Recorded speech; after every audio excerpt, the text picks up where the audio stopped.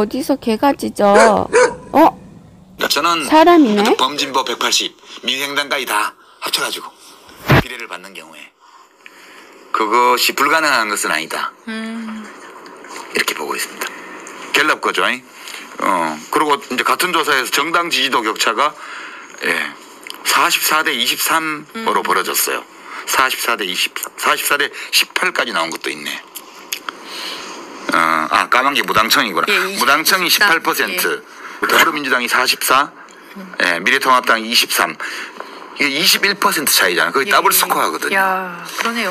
이렇게 되고 비례정당 비례대표 투표 그 의사까지도 이렇게 보니까 이게 지금 미래한국당이 22, 더불어시민당이 23, 정의당이 13, 열린민주당 8, 국민의당 6. 뭐 기타 쪽이 있고 부동층이 아직 22% 이렇게 돼 있어요. 그러면 이거는 더불어시민당 혼자서 미래한국당하고 맞먹는 거잖아요. 여기에 열린민주당이 더 있고, 네, 맞습니다. 정의당까지 합치면 이게 21%이 조사에서. 예. 그러면 이거는 5대 3으로 범진보가 범보수를 이기는 결과거든요. 이렇게 지금 나와 있는 거여서. 예. 지금 선거는 통합당이 굉장히 어려워졌고. 그러네요. 그래서 이제 통합당은 선거가 어려울 때 보여주는 행동 양식이 있어요. 뭔지 아시죠? 선거가 어려울 때? 곳곳에서 오는 후보들이 그 동작을 했는데. 그쪽을 잘 안 봐가지고. 통촉하여 주시옵소서. 저라고. 예. 길바닥에 엎드리는 거예요. 맞아요. 황교안 엎드렸죠? 예. 그리고 하여튼 왠지 맞아요. 며칠 전부터 계속 사방에서 엎드리고 있어요. 네, 지금 맞아요. 땅바닥에. 왜 그러는 건가요? 그 광주에서는 천정배. 뭔 개소리야! 아니 뭐 사람 소리 같아야지. 뭐 신경을 쓰고 화를 내죠. 유시민이가 범진보 180석 예측을 했는데요. 이게 과연 약이 될지 독이 될지는 이제 며칠 후면 알게 될 것 같아요. 알릴레오에서 판세 분석이랍시고 수도권 압승을 자신했고요.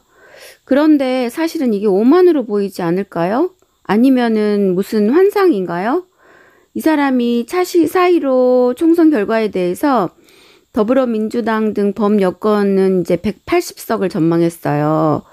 과연 민심은 어디로 쏠릴 것인가 궁금해지는데요.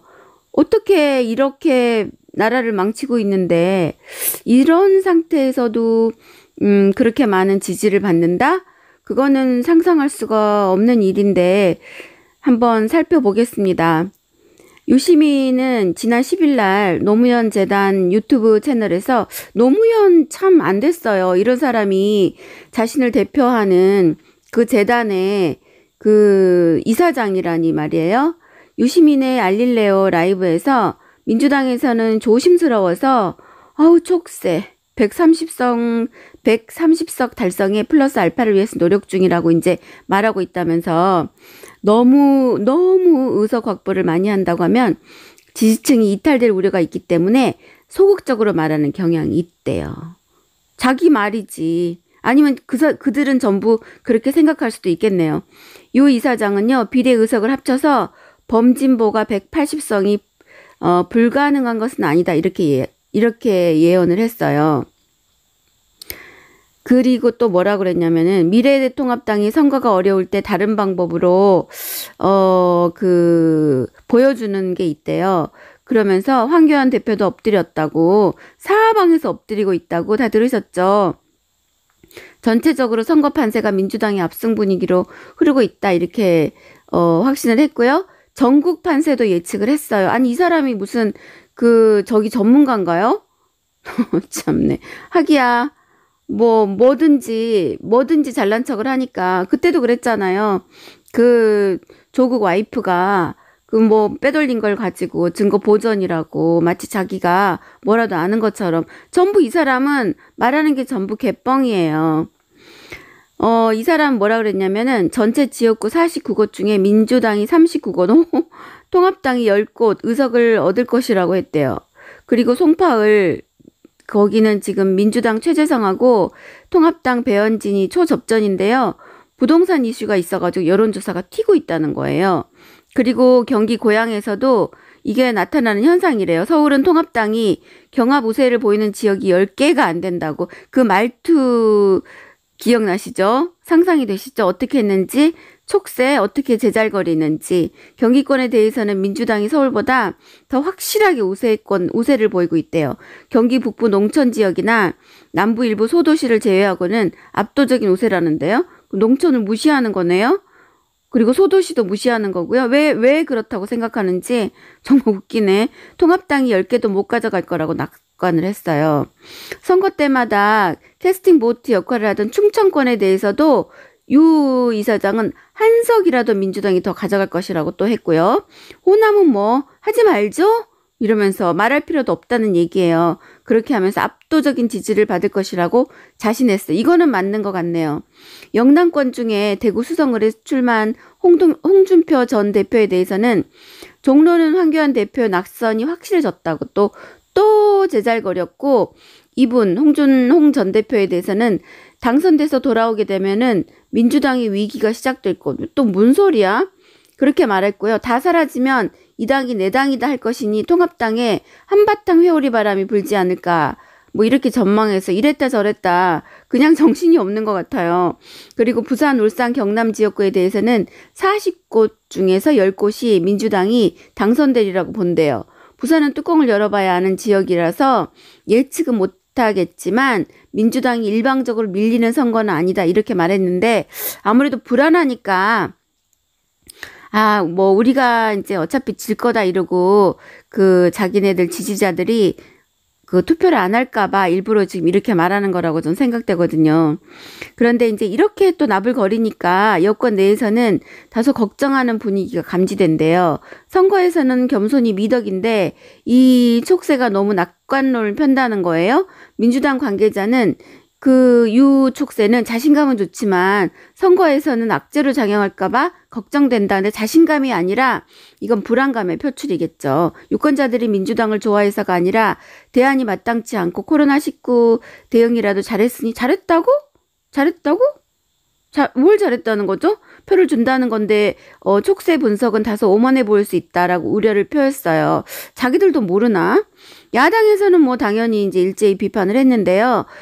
미래통합당 박형준 공동선대위원장은 유 촉새 이 21대 총선에서 민주당을 포함한 범 여권 의석이 180석을 확보할 수 있다고 호언했다면서, 그가 여권의 핵심 인물이고 이근영 민주당 전략기획위원장도 단독 과반을 이야기하는 것으로 봐서 이것은 여권 핵심부의 판세 분석이라는 것을 알 수 있다고 이제 지적했어요. 통합당이 부족하지만 제발 국민 여러분께서 이번 총선만큼은 의회 독점까지 이루어져 친문 패권의 나라가 되는 것만은 막아달라.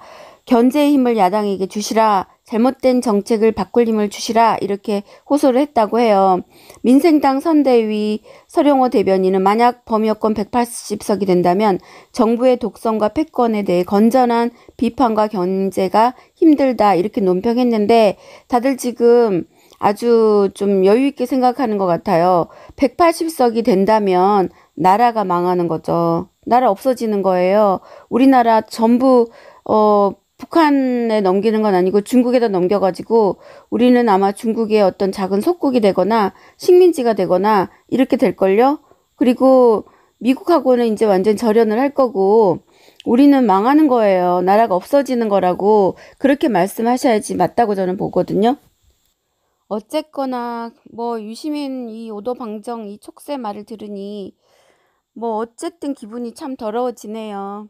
섣부른 이런 장담이 참 오만스럽게 느껴지고, 이런 기고만장함은 어디에서 기인을 하는 걸까요? 자꾸 이런 연기를 피우는 것은 뭐 어떤 보장책이 있나요? 저는 사실은 사전 그 투표를 안 했어요. 지난번에 사전 그 투표를 해가지고 좀 기분이 안 좋은 그런 느낌적인 느낌이 있었거든요.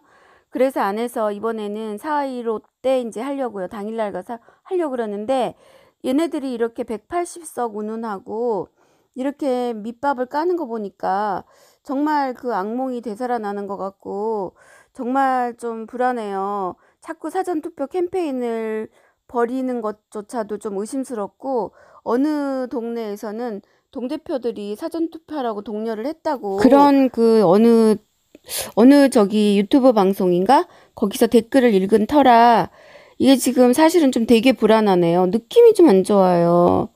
문재인 씨 부부도 사전투표를 했죠? 총선 당일의 의미를 생각한다면은 참 의아한 일이에요. 한간에서 이제 이렇게 떠도는 얘기들도 들리고 제가 개인적으로 그 경험한 일도 있고 해서 그 사전투표에 대한 경고성 글들이 정말 신경이 쓰입니다. 저는 그래서 그런 이유로 4월 15일 날 총선일에 투표권을 행사하기로 결정을 했습니다.